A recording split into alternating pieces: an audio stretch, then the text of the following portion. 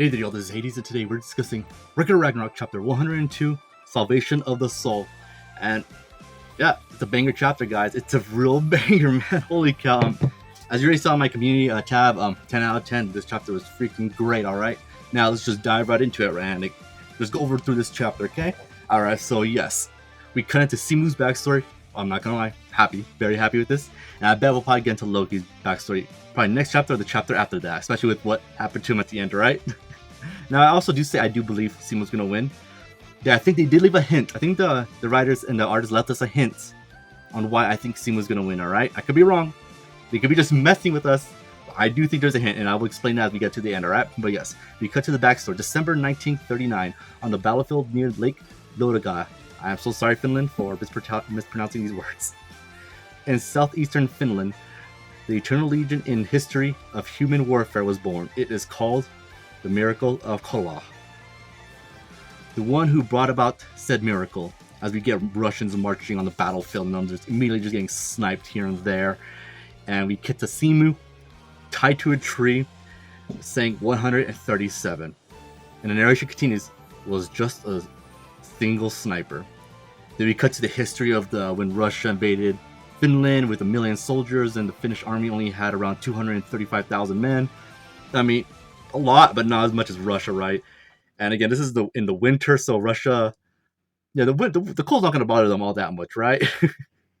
As they march forward, but the Russians did have a huge disadvantage when it came to camouflage in actual history, and it seems to be in here too. It seems that the writers and artists did take a lot of care with Simu and his backstory here. There is something I want to ask you guys about as we get to it, but when we get, I'm sure you guys know what part I'm talking about with Simu, but here. Yeah, it's similar to how it actually happened in history, where the Russians, when they invaded Finland, they did not come prepared, as in camouflage, because they still wore their usual colors. And against the white backdrop, it made them easy targets for Simu, just able to snipe them. And as we get cut to this fort here, just only holding around 32 Finnish men and 4,000 of Russians invading, the soldiers start freaking out, but all of a sudden the Russians start getting sniped here and there. As Simu's on top, just counting all the deaths he's getting. And right there, that just causes the Russians to just freak out. They're like, that's impossible. There's no freaking way he could shoot us from that far away. And as the commander's kind of freaking out, he gets sniped, and that just causes all the soldiers just to run away. They stand no chance, and the soldiers are just celebrating, calling Simu Simuna, which is a nickname they gave him. My apologies, I don't know what that means. And Simu just gives him a salute as the mask hides his face. We do see later on why that is. And I'm not gonna lie, they did give us a hint in the last chapter, but I didn't expect this. I really didn't expect this at all, this twist they gave us Simu. And then we get to soldiers, celebrating. They're like, yes, I can't believe we made it to Christmas. Hopefully this war will end soon so we could go back home to our parents. And they kind of start congratulating, like, Simu was great. Where is Simu? And a soldier's like, yeah, he went to bed early. Because him, he goes to bed early and comes out early, and soldiers like, what, let's follow his lead, because, Simu's such a great guy, he's just someone we can always rely on. And as they're saying that, we cut into the tent as Simu starts counting. And narration says, but who could have known? As we see Simu just there holding himself, holding a blanket over him, just shivering in fear, as he remembers all the men he's killed. From the moment he shot down his first person, there wasn't a single night that Simu could sleep peacefully. Because Simu, he hates killing. He absolutely hates killing and murdering. And even though they're enemies, even though they're here to just kill him and all his people, he still does not like the feeling of killing people. And as the narration does say, to avoid demoralizing his comrades, behind his desperate facade of composure, with every pull of the trigger, with every bullet that pierced an enemy soldier, his heart would deeply wound, bleeding profusely, as Simu absolutely just hates killing. And that's a very, very interesting twist on his character. Now, this is the thing. If anyone here knows about Simu, how do you feel about killing actual Russian soldiers? How did the actual historical figure feel about that? I'd be curious to hear what you have to say about that. How you feel about killing that many, having the highest kill count in all of human history of sniping soldiers. And then we cut to then one day as Simu sniping a couple of Russian soldiers. Simu continued to count up, and he right there crosses the the record as he has surpassed 540 kills. And then an incident occurred, which actually happened to the actual Simu here, which I always assumed it was a grenade, but no, it actually happened that a Russian sniper shot off a bullet and I guess got lucky and hit Simu on the lower jaw, and that caused him to end his career as a sniper, as we see here. That in here we see the Simu shoots the sniper, the bullet just falls off and ricochets off a rock and just slams into Simu's jaw, and just like in actual history, just ending his career as being a sniper. And as that's happening, his allies are freaking out.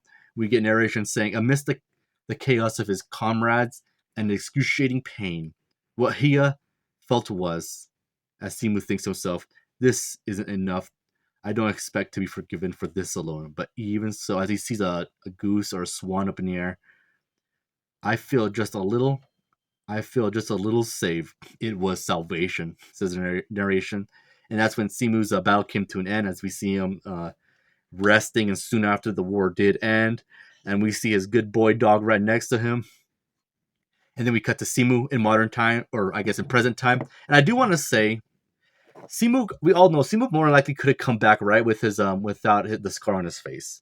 I think we all know he could have come back, unless Simu, just like Kojiro, surpassed his abilities as a sniper later in life and later after the scars healed. But I don't know about that. I think Simu kept this form that he's in right now after he received the scars, just as a reminder to himself, as all the lives he's taken. And you gotta respect that about Simu, that he's doing that. He could have came back, with his face normal, but instead he came back with the scars on his face. Like, it's possible that he got better as a sniper, but here I think it's just as a reminder of who he is. He doesn't like that person, but he's got to do what he's got to do. As the old saying goes, right? I hope I don't screw it up.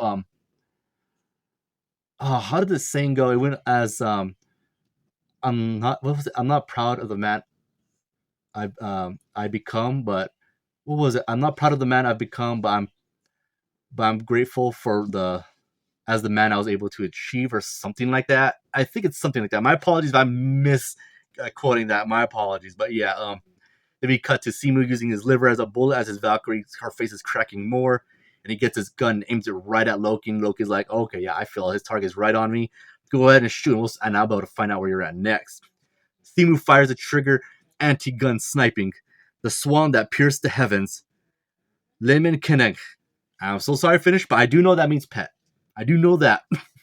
And the bullet, he fires, he gets sent back flying. So interesting that's how strong the bullet is. That's wild, man. Because we didn't see the first time he shot. We didn't see him. It just cut to the bullet just flying through and just murdering all the clones. And we didn't see him get sent back flying. But here, we see him get sent flying back. Maybe that helps him get away faster, right? Maybe that explains why he doesn't leave the footprints after he shoots. Could be, right?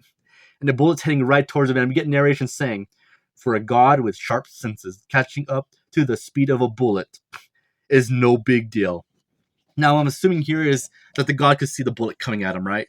Dodging it, I'm not sure, but seeing it, possibly, right? Well, not possibly, it's definitely, right? Because Loki sees it and he says, the position where he shot, it will not go unnoticed by me, as he's like, okay, yes, I see where he shot. There's no, like, he's not hiding. He's not getting away from me. He's not really worried about the bullet. He summons the 3 clones, and they go right through the clones so effortlessly, and Loki's like, I can see the bullet's trajectory. Again, not surprised at all or anything, as he sees it coming right at him, and he says, I won't let you escape again. Then he summoned Skudit's wall. But we see the bullet piercing right through the wall, and here. All right. I think this is the hint that the writers the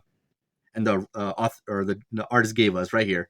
It's because Skudu is one of the, I don't remember what they're called in Norse mythology. My apologies, but I do know there's 3 of them, similar to how there's the 3 fates in Greek mythology.